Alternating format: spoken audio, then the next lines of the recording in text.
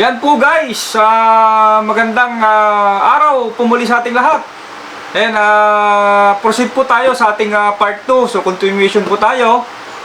Ang part 2 po natin, atin naman po tatalakayin yung open division gun. Ayan, so bago po yan, balikan po muna natin yung part 1. So yung ating fast track down. So yun nga po, yung part 1 natin, yung po yung standard division. So inalam po natin yung mga baril, kung ano po yung pwedeng gamitin sa standard division. So yun nga po, nagpunta po tayo ng gun show dito po sa SMX Convention Center, dito sa may MOA. So inalam po natin doon kung ano po yung mga baril na pwedeng gamitin sa brand po ng Metro Arm, sa brand po ng Rock Island, sa brand po ng Seisei. Ayan. So ito na po, puproceed na po tayo sa ating part 2. Ito naman po yung open division gun. So atin naman po nga alamin kung ano po yung mga baril na pwedeng gamitin sa open division gun. Pero bago po yun, nais ko munang i-shout out, of course, yung mga coaches ng aming mga junior shooter sa open division at sa mga ibang division na rin po.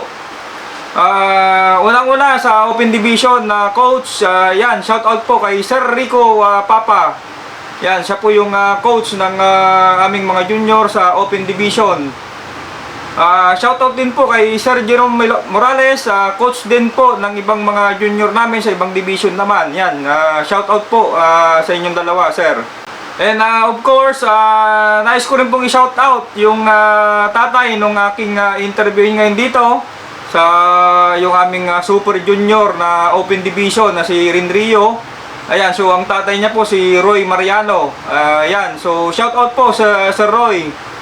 Si Sir Roy Mariano po ay shooter din po siya sa classic division naman. And shout out din po yung pangalawang open division na shooter namin, lady naman po siya. Yan po si Erin Micor. So shout out po sa kanyang daddy na si John Eric Micor. Ayan, shout out pre. Then of course, hindi ko po makakalimutan i-shout out yung aming mayor, Charlie Pizarro, dito po sa may Pilar, Bataan. So si Mayor Charlie, siya po yung malaking tulong sa aming mga training. So included na rin po ako, hindi lang po sa mga juniors. Siya po yung nag-i-sponsor po sa amin sa mga training kay Coach Jerome, kay Coach Rico, yan. So si Mayor po yung unang nag-sponsor po sa amin. So included po ako doon. So ako lang po yung pinaka Thunders na included dun sa training ng aming mga junior. So salamat po, sir. Yan. Shoutout din po sa aming lady shooter ng standard division na si Madam Justin May De La Rosa. Yan, so shoutout po, Madam. Ayan, so ano pang inaantay natin? So proceed na po tayo sa ating part 2. So ito na po. So pasok po tayo.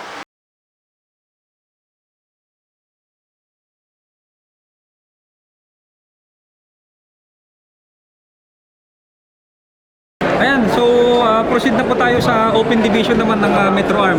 So ito po yung kanilang model pang open division. So ang ganda niya po, ang ganda. So compensator, retractor. Ito po yung forma ng retractor nila. Ayan.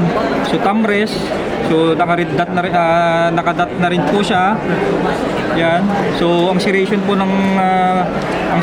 ng slide niya, so may design na rin po siya. Ayan, yan po yung mga serration niya. Ayan, so far ito po yung pinaka ginagamit nila pang open division. Ito ba yung kay Jack? Jack ni Rambantan yung ito yung ito po yung ito ang ginagamit ni yung ginagamit ni Idol Jack. So ano din siya, sponsor din po siya ng Metro Arm. So nag-open division din po si Idol Jack. So kung ikakasa po natin, okay na rin po siya. Ready for competition na po. Hindi na po ganong kumbaga smooth na rin po yung pag-recoil, pagkasa. Okay, yung trigger, kung ilang pounds siya, I think nasa nasa 2.5. Ayan, nasa 2.5 po yung yung trigger pull niya. Ayan. So, itong compensator, ang gamit po nito, ito po yung nakaka-prevent ng recoil. So, kaya may mga butas-butas yan, parang scientific explanation yan, yung gas. So, pagka nag-explode yung barrel, ina-absorb po nitong compensator yung mga butas-butas, yung gases, para ma-prevent po yung malakas na recoil. Ayan, so ito po ay Super 38. Ayan, Super 38 po siya. Ayan, so another sample po tayo ng open division gun. So galing po tayo sa gun show, na-discuss na po natin yung model ng Metro Arm doon, yung kanilang open division gun. So ito po yung isang model po ng open division gun na ating i-discuss. Ayan, so ito po ay STI. So i-review lang po natin to in details, itong gun na to. So ito yung kanyang retractor. So ito yung kanyang compensator. So sinabi nga natin dun sa discussion natin dun sa Metro Arm na yung compensator ay siya po yung nag-absorb ng gases para mas less yung kanyang recoil. Ayan, so ang gamit po ng retractor, ito po yung kasahan. Ayan, ito po yung kasahan. Ayan, mas madali siyang ikasa. Kasi nga mayroon siyang optic, so mahirap ikasa dito sa slide. So yun ang main function ng retractor. Ayan, so madali siyang ikasa. Then dito sa kabila, mayroon siyang thumb rest. Ayan, so yung gamit po ng thumb rest na to, ayan, so pang-prevent po siya ng recoil. Ayan, so dito po, ito pa ay optic. Mayroon na rin po siyang mount optic, ang tawag po dito. So yung serration po ng slide niya, ganito na rin siya. Tapos ang trigger po nitong baril na to, itong open gun division na to ay Infinity. Ayan, pinaset up po siya ng Infinity trigger. So nabibili po ito kay Truweight. So ang pounds po ng trigger po nito, I think nasa 2.0. Ayan, with regards naman po sa level 3, sa level 3 competition, yung ginagun check po nila dito, yung ano po, yung sukat ng magazine. Ayan, ito yung sukat ng magazine, ipa-flash ko na lang po yung kung ilang inches po yung sukat ng magazine. So far, maliban po doon ang sinusukat po, ang ginagun check po sa level 3.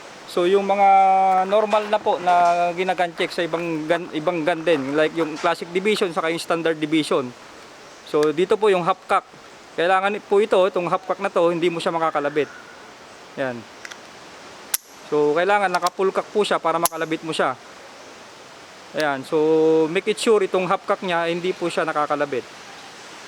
So yung sukat po ng magazine, doon sa level 3, kung ilang inches man, to follow ko na lang yung information kung ilang inches ito kasi hindi ko pa kabisado kung ilang inches.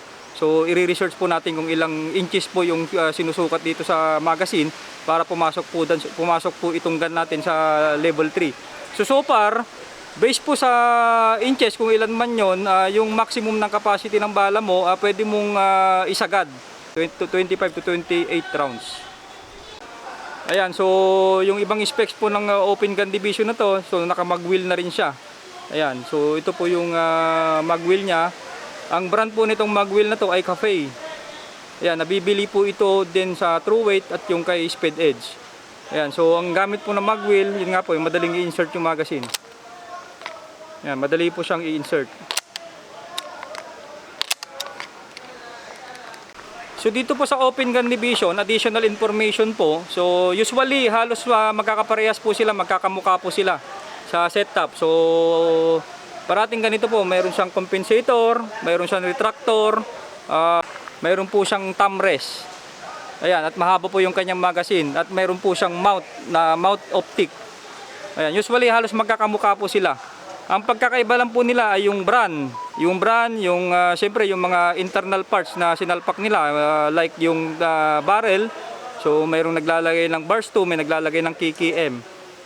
Ayan, so kaya sa tinawag na gun, open gun, kasi lahat ng mga setup na gusto mong gawin sa kanya, pwede mong isalpak. Basta yun nga lang po, take note na ang kine-check po sa level 3 ay yung haba lang po ng magazine. So maliban doon sa yung half cock, so maliban po doon sa na-mention kong dalawa na yon, wala na po ibang chine-check sa level 3. So pagandahan po ng baril pag sa open division.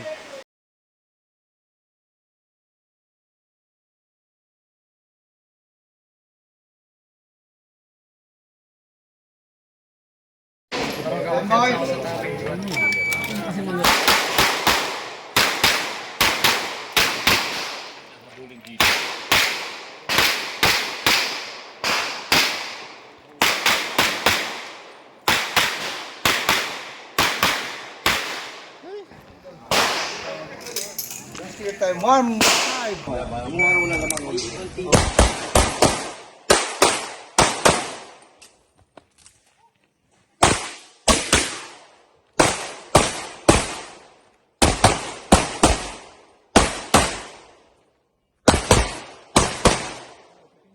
So clear, I'm down. 1-6.